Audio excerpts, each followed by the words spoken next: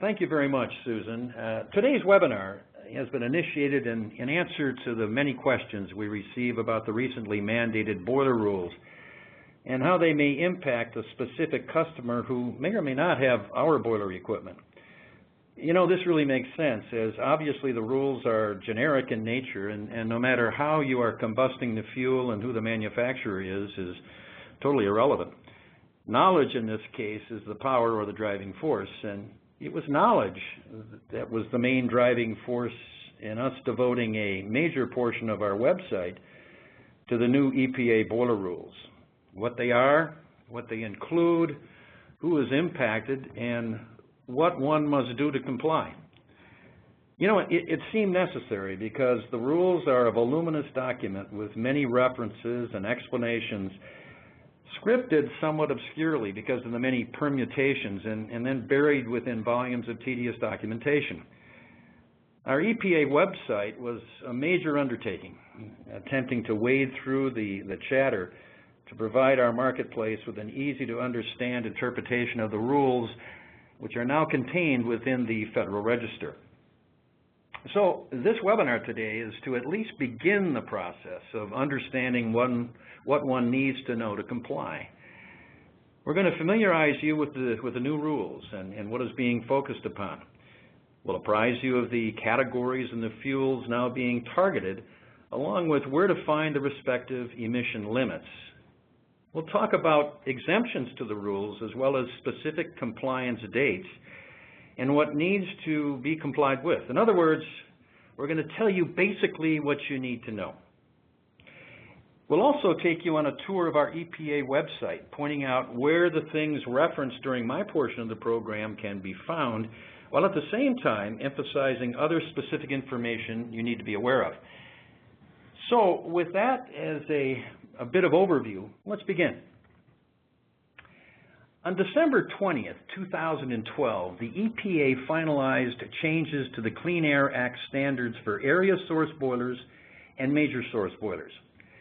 The final rules for major source boilers were published in the Federal Register on January 31st, 2013, and the final rules for the area source boilers were on February 1st of 2013. That's when they then appeared in the Federal Register. Now, the reason for the delay in enactment from December 20th, 2012 to late January and early February of this year was the time it took for adjustments to area source and major source rules reflecting new private sector data provided to the EPA, including additional information about real-world performance and conditions under which affected boilers will operate. Publishing the rules in the Federal Register in 2013, therefore, makes them official for the purpose of compliance. Now, over the years, our industry has been complicit with the EPA's objectives by engineering products to help reduce emissions. One of the most significant was designing and furnishing burners and boiler systems, which significantly reduced the amount of nitrogen oxides emanating from the combustion process. Through the use of low-NOx burners, flue gas recirculation, and selective catalytic reduction, uncontrolled natural gas combustion producing approximately 120 parts per million of NOx, that's NO and NO2, can be reduced to almost zero through the use of these technologies.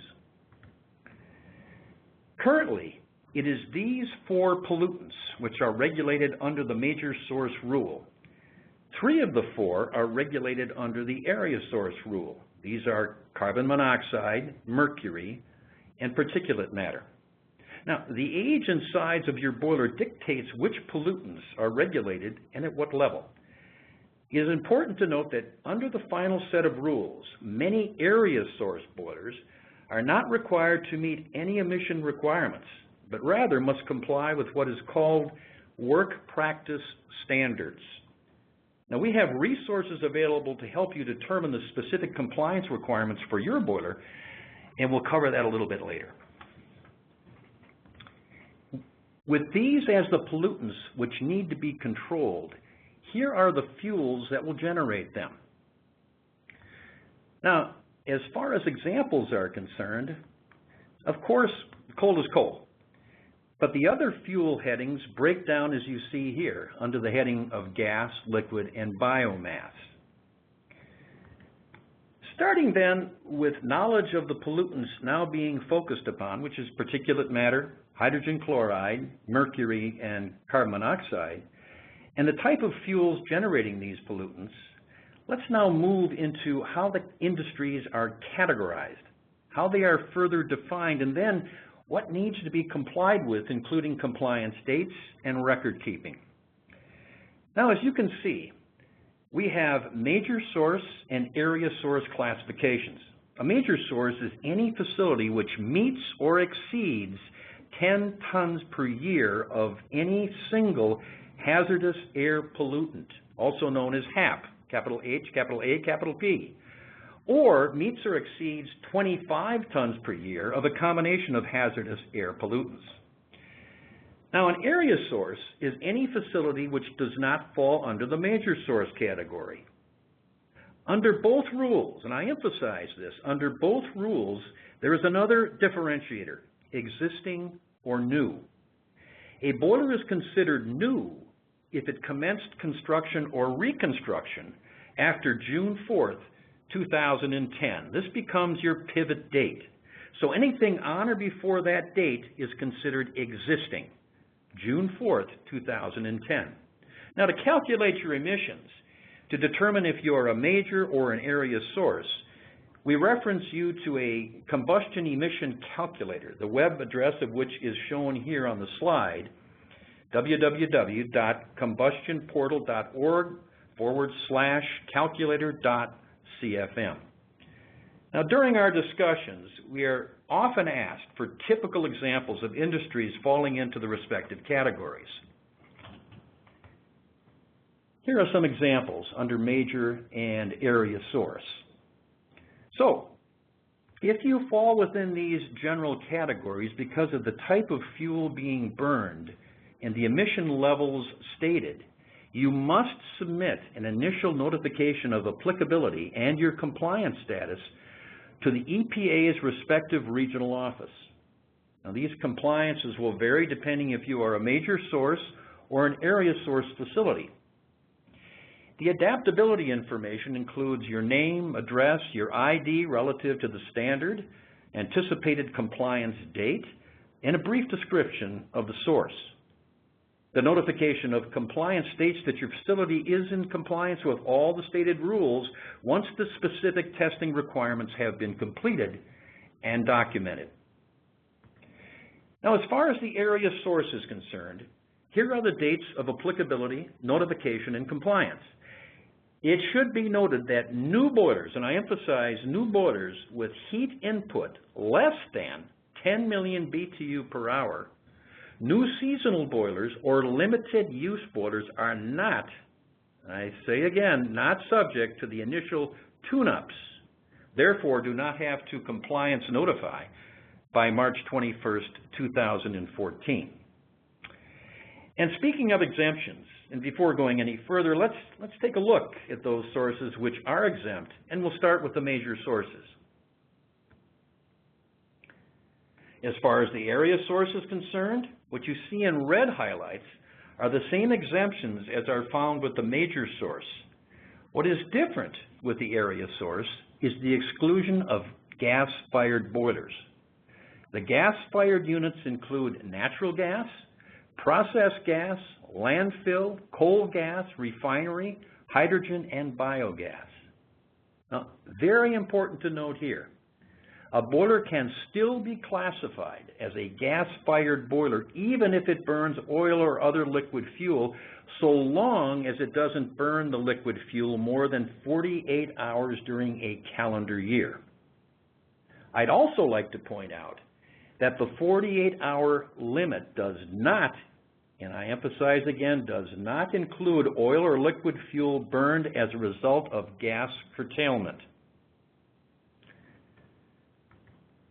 Now let's discuss compliance requirements, and we'll again start with major sources. Annual tune-ups are required for boilers 10 million BTU and greater, which do not have oxygen trim. and every 2 years for boilers less than 10 million BTU. As you can see, the inclusion net gets ever wider, but the frequency of tuning protracts or extends as well. Now, here are some of the one-time energy assessment requirements for major sources. I might mention here that where it is calling for an inventory of major use systems, these may include, besides the boiler itself, gas turbines, heat recovery boilers with supplementary firing, and duct burners. There are also emission restrictions, and they are specifically stated.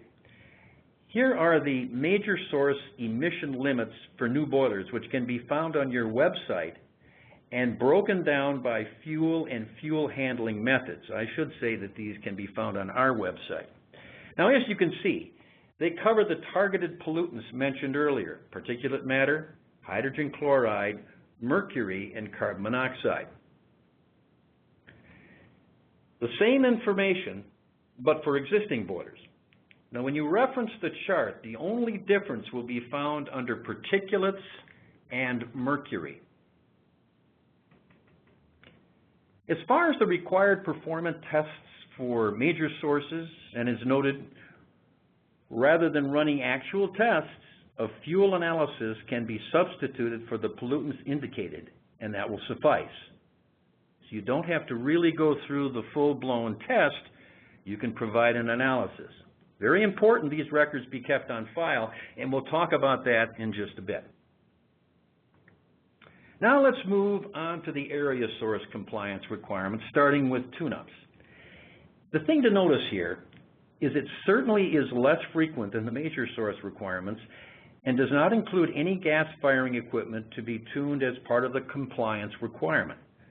You may want to focus special attention on the O2 trim qualification under the tune-up area every 5 years, and I'm pointing out right here. Now, with regard to the one-time energy assessment with area sources, the only difference here from the major source requirement is that it specifically limits the assessment to boilers which are 10 million BTU and greater. And remember, this is input to the burner, not output. So if we take a look at a nominal efficiency of 80% and apply it to 10 million BTUs input, we're looking at about 240 boiler horsepower. Whereas if we looked at 10 million BTU as the net output, it would be like 300 horsepower. So you're looking at 240 boiler horsepower in this particular case, to give you a point of reference. Now, as far as emission limits for area source boilers, the pollutants being monitored and controlled are the same, except it does not include hydrogen chloride. And the pollutant scrutiny varies by fuel being burned, as you can see. Note that limited use and seasonal boilers are exempt. The frequency of performance testing for area source boilers is less than that required for the major source, and on area sources, the tests are only required on boilers or furnaces that are 10 million BTU per hour or greater. Also note, fuel analysis can supplant a performance test when checking for mercury emissions. Now, I mentioned earlier the importance of record keeping, and filing varies based on emissions emitted, boiler size, fuel subcategory, and the age of the boiler. But in general, here are some of the records you will want to have on hand. But, you know, common sense would tell you that everything you submit and have record of should be kept, just like your personal income tax records. So there's an abbreviated overview of the now final EPA Boiler Rules. So at this point, what I'd like to do is turn the program over to Debbie Dryden, who will take you through our helpful website, highlighting some of the key areas and points you need to be aware of. So, Debbie? Thank you, Steve.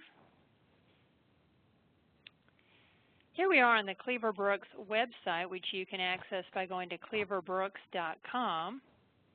You'll want to go to the Reference Center to scroll down to EPA Compliance.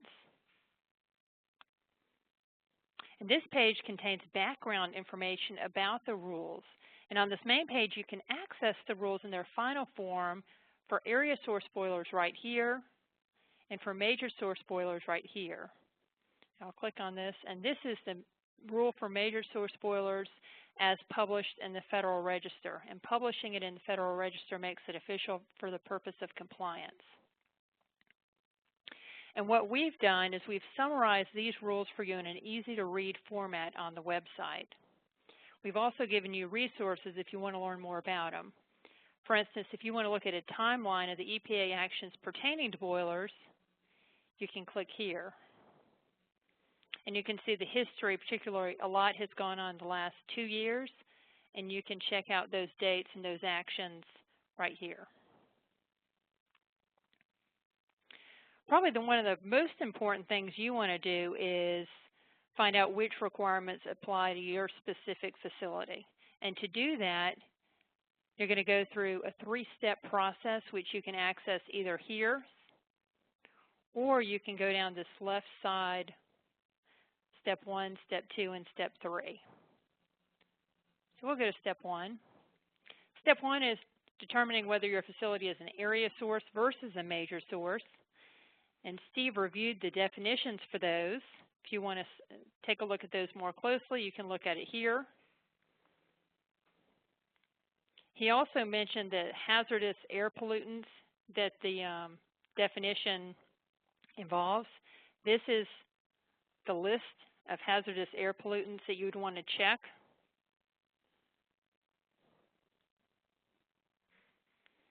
And again, here's summaries of the different types of facilities and whether they're typically major sources or area sources.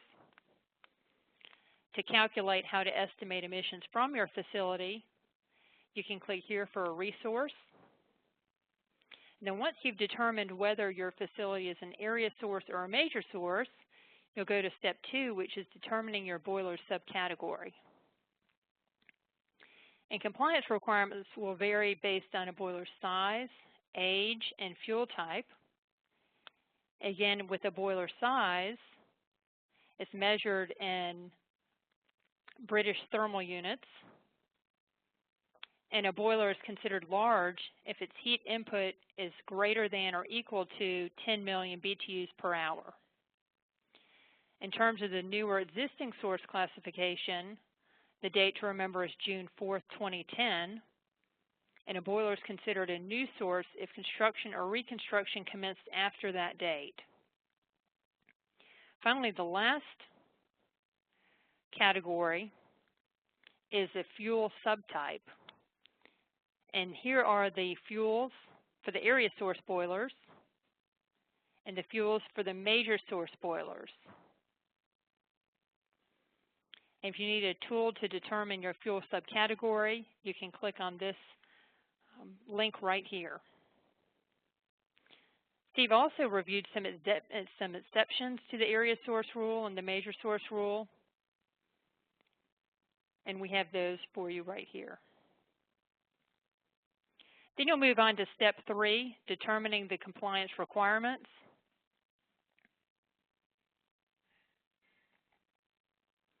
We'll start with area source boilers. The first deadline for area source boilers is submitting an initial notification of applicability, which is due January 20th of 2014 or within 120 days after startup. And for instructions in a sample form, you'll click here. This will give you a little bit of background on what's required. At the end of this form, this is a report that you can print out and complete. And this will suffice as your notification of initial applicability. When you fill that out and complete it, you're going to want to mail that to your EPA regional office, and we have that resource for you right here. You can scroll through, you determine which office is in your region, and then you would submit that initial notification there. For the area source rule, they are working on a central data exchange so that in the future you will be able to submit your notifications electronically. That is not available yet, so until that is up, just go ahead and mail your forms in to the addresses, to the correct address for your facility. And we talked a little bit about the fuel subtypes and subcategories. To figure out which compliance requirements are specific for your facility, we have it arranged by fuel type here. And on the last bullet, you'll see it says all fuel types. And this will list a table for each of the fuel types. We'll take a closer look at the one for oil. And always make sure when you're looking at or printing out these that you're in the right rule. And at the top will either say an area source, or we also have a set for major source. And double check the fuel subcategory right here. And there's a definition, so you can double check that you're in the right fuel subcategory. And then here also it gives you the information about the date to determine whether your boiler is new or existing. And then also the size, so you're in the right subcategory. So say we have a large existing boiler that burns oil. So we'll look at this row. So we'll know that by January 20th of 2014, we need to submit an initial notification of applicability. And we'll move down. Oil has some subcategories for boilers less than 5 million BTU. And this is the only fuel type that has this subcategory. So we'll move down to this large existing boiler, pick up the row right here. We're responsible for doing an initial tune-up by March 21st of next year, submitting our notification of compliance status by July 19th. And then we are required to do a regular tune-up every 2 years, unless we have an oxygen trim system. And in that case, the tune-ups are required every 5 years. Notification needs to be filed by March 1st of the following year. We'll go back and pick up the row up here. With a large existing boiler that fires oil, we are required to complete a one-time energy assessment by March 21st of 2014 and submit the notification of compliance status by July 19th of 2014. And here you'll see we are not required to meet any emissions limits. But if our boiler was a large new boiler firing oil, you'll see we are not required to conduct the one-time energy assessment, but we are required to meet emissions limits. And in this case, for oil, it's particulate matter. And notification of compliance status is July 19th of 2014. If we scroll through, here's the table, similar table for biomass and coal. And then we mentioned the exceptions for the oxygen trim system. And you'll notice that the difference is really in the frequency of the tune-ups. That instead of having to conduct the tune-ups every year or every other year, if you have an oxygen trim system on your unit that maintains an optimum air-to-fuel ratio, you only have to conduct a tune-up every 5 years. There are also different requirements for seasonal and limited use boilers under the area source rule. And really the difference is, again, in that regular tune-up requirement. And be sure to look at the definitions here to make sure that if you are classifying your boiler as a seasonal or limited use boiler, that it fits the definition that the EPA has assigned to it.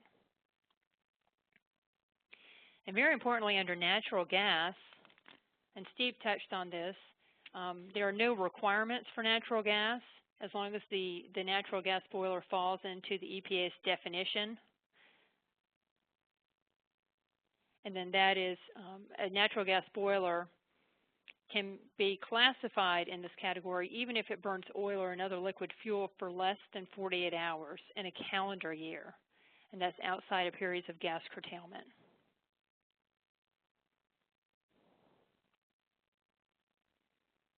The tune-up requirements under the area source rule are a little different than those required by the industry. They're a little more involved. So we have outlined those for you here. And all of these documents are made to print out an 8.5 by 11 piece of paper, so you can print out the documents that you need and file them for reference. There's also, we've talked about energy assessments. They're required for some existing boilers. And there are specific requirements for that and specific steps you need to take. So you can go through this list. This also lists who is qualified to do the energy assessment. And if you don't have somebody qualified on your staff, here are a couple resources, a couple companies, and they'll come to your facility and conduct that test for you.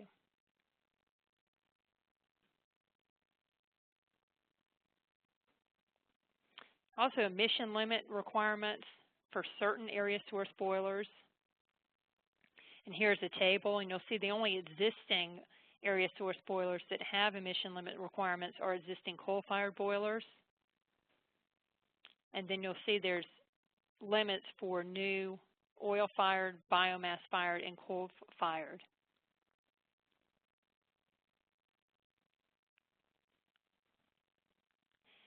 And we also have the similar documents for major source boilers.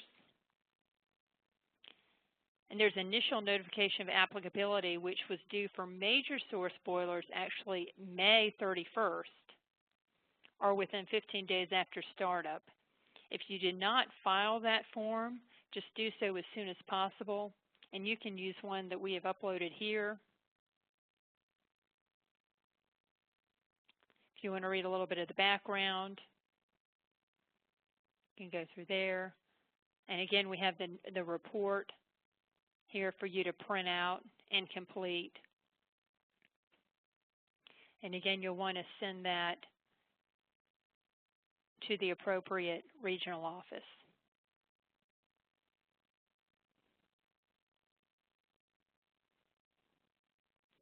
And here are the fuel subcategory breakouts for major source boilers.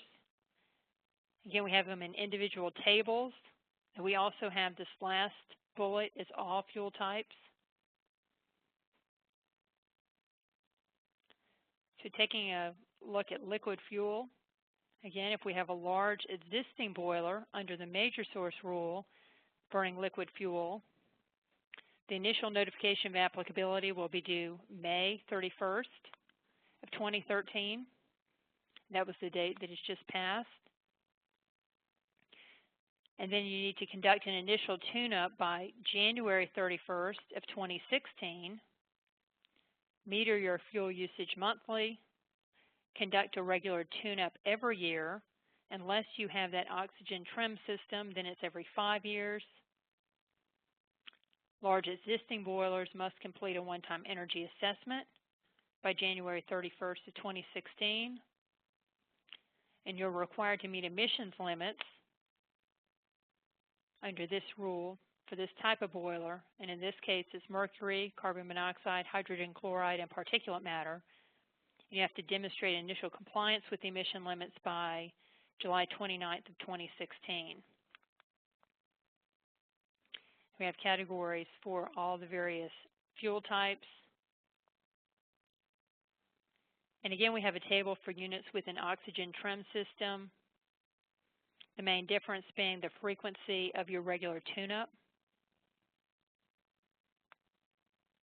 Under the major source rule, there's also a category for limited use boilers. And again, you conduct your regular tune-ups every 5 years.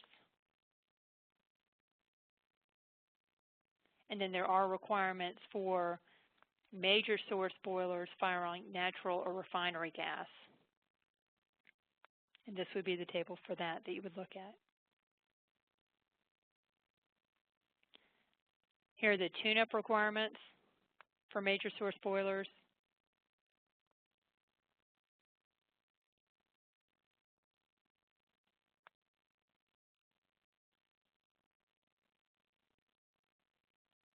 They do differ a little bit from the ones for area source boilers, so again, make sure that you're in the right category.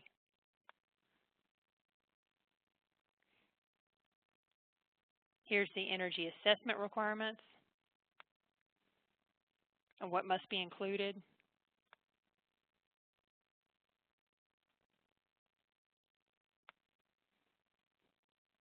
There's also emissions limit requirements, and here's the table for existing boilers.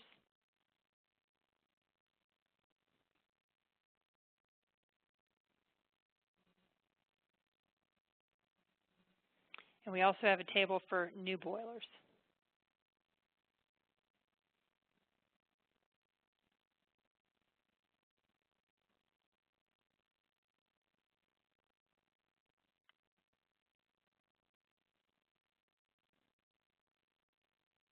Then going up to the left-hand side, we have an area for frequently asked questions. We also have a definitions area.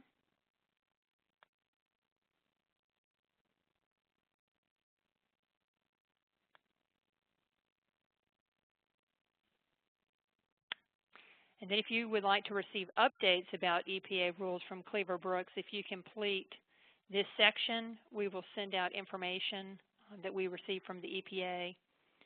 So you just need to give us your first name, last name, company name, and email.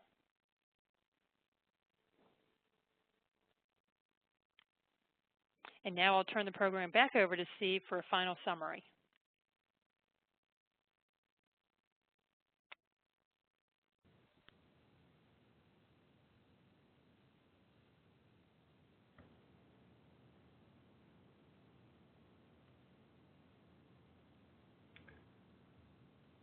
Well, thank you, Debbie, very much. That was extremely helpful, and what we really want to try to get across to all of you today is what Cleaver-Brooks has relative to a website tool to help you through the new rules, whether you be an area source or a major source, trying to make it as easy as we possibly can for you. And I would certainly encourage you to frequent the frequently asked questions section and give us information about you so we can send some of these updates to you on a regular basis. This is all about trying to help you get through all of this in a timely and efficient way to help you with your overall reliability and ease the pain, if you will, on compliance with these regulations. The takeaways today, the final summary you can see on the screen right now. I don't believe that I have to read them all to you, but I think these are the major things that we tried to get accomplished for you today. Understanding also that as far as the tune-ups are concerned, as you can see right here, it's very helpful to have an oxygen trim system on your boilers, because that will, of course, protract the amount of time that can pass between the tune-ups. But I also wanted to caution that sometimes people think that an O2 trim system is going to tune your boiler. And in fact, it won't. It won't tune it. It will keep it in the proper fuel-air ratio, depending upon variables that we don't have any control over. And by that I mean that once that boiler is tuned by a qualified technician, then when you've got variations such as barometric pressure, relative humidity, the ambient temperature, these are things that we have no control over, and they will affect the fuel-air ratio. So that's what an O2 trim system does. Once that boiler has been properly tuned, or burner has been properly tuned to give you the proper fuel-air ratio from low fire to high fire, whatever your turn-down increments are, then when these variations occur, the O2 trim system will keep that relationship in tune, if you will. So that's what that's all about. The other thing, of course, I wanted to call your attention to as far as the takeaways or the summary are the various dates. This June 4th date becomes very, very important. So you want to make sure that you keep track of when these compliance dates are, what's existing and what is new, because as Debbie had showed you, there's a number of charts that we have within the website that you can reference. Everything changes relative to you being either a new source or an existing source. So very important that you keep track of what table you are in and what fuel you're burning, as she pointed out so well. The other thing that we have here for you are contacts at the EPA.